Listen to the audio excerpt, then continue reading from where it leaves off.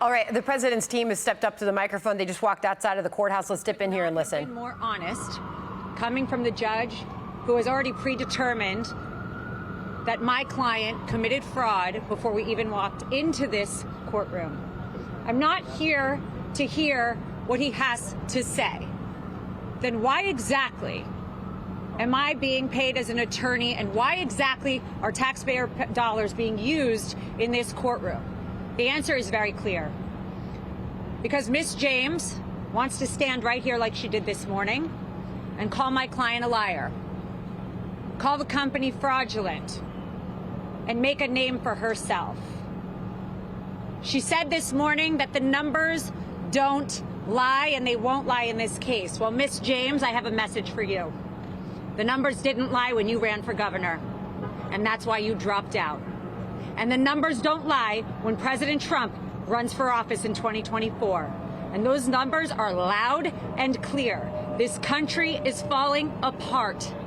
And if we don't stop corruption in courtrooms where attorneys are gagged, where attorneys are not allowed to say what they need to say to protect their clients' interests, it doesn't matter what your politics are. Everyone has a right in this country to get up and put a defense. I don't care who you are. You have a right to hire a lawyer who can put objections on the record. You have a right to hire a lawyer who can stand up and say something when they see something wrong. But I was told to sit down today. I was yelled at, and I've had a judge who is unhinged slamming a table. Let me be very clear. I don't tolerate that in my life. I'm not going to tolerate it here. And you know what? You shouldn't either. Because not every American citizen gets a camera and a microphone. And what I'm seeing is such a demise of American judicial system and democracy. Miss James came out this morning and said that she knew Mr. Trump, and she always calls him Mr. Trump because it kills her that he was the president. But the 45th president of this country, one of the best presidents we've had, has built a great company. It's worth a ton more than that statement of financial condition. And she doesn't know how to get out of it because her politics won't allow her. She calls him a bully. She says he's going to bring out racial slurs. He's going to say things today and taunt her. Well, Miss James, you taunted him. Before you came into office, before you saw one record, one statement of financial condition, you taunted him. You said his administration was too male and too pale. Those are her words. She said that she and Michael Cohen were going to be his biggest nightmare. Well, I have some news for you, Miss James. Michael Cohen folded, lied, and crumbled. Your star witness, along with all the DAs and corrupt AGs, need to be paying attention to what happens when you let us take the stand, when you let my client speak the truth, and the judge can tell me to sit down, and he can try and shorten my client's testimony, but it is loud and clear. They've got nothing. They've got nothing but their politics. She's got nothing but her Soros backing, which we discovered recently. And I am sick and tired of seeing it. Pay attention, America. Pay attention.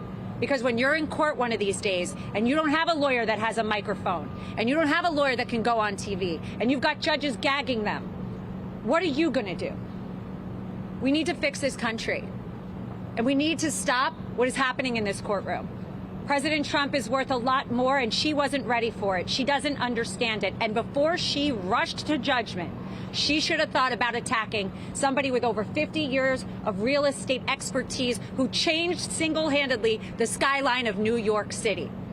She picked the wrong person, and her politics will fail for it. Are you concerned by the judge's statement that President Trump's longer answers, that he draws negative inferences from those longer answers? So let's be clear about why the judge said that. The judge doesn't like when President Trump explains what actually happened because it's not good for his narrative. This is a judge who clearly has an issue. If you've seen his behavior with me, you've seen his behavior with the president today. He has a clear issue with facts that are not good for the case because he already predetermined, and I want everyone to understand, this is, yes, we do not have a jury. Yes, we do not have a lot of things that we should because they brought it under Section 6312.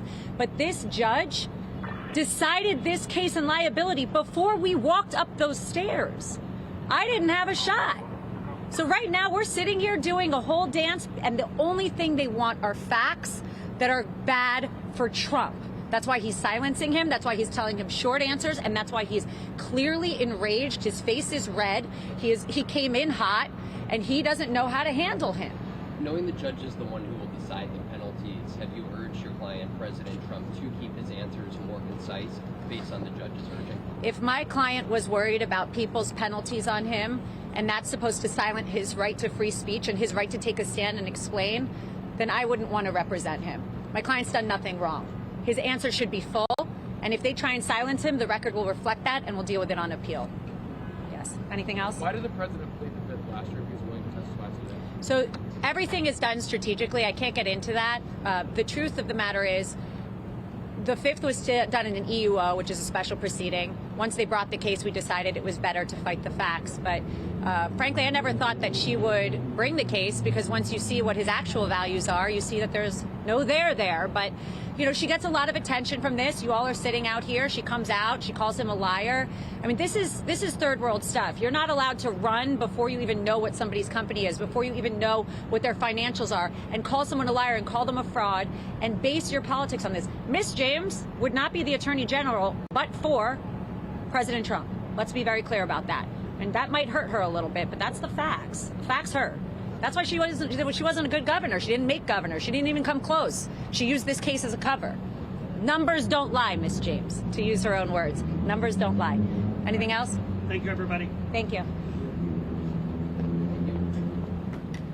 Well, right. Sandra, that was whatever hourly rate she's charging, she should probably double it. Because that was a forceful defense of the president. Wow. That was Alina Habba. She said the judge has clear issue with the facts. My client's done nothing wrong. At the end there, calling this third world stuff, John.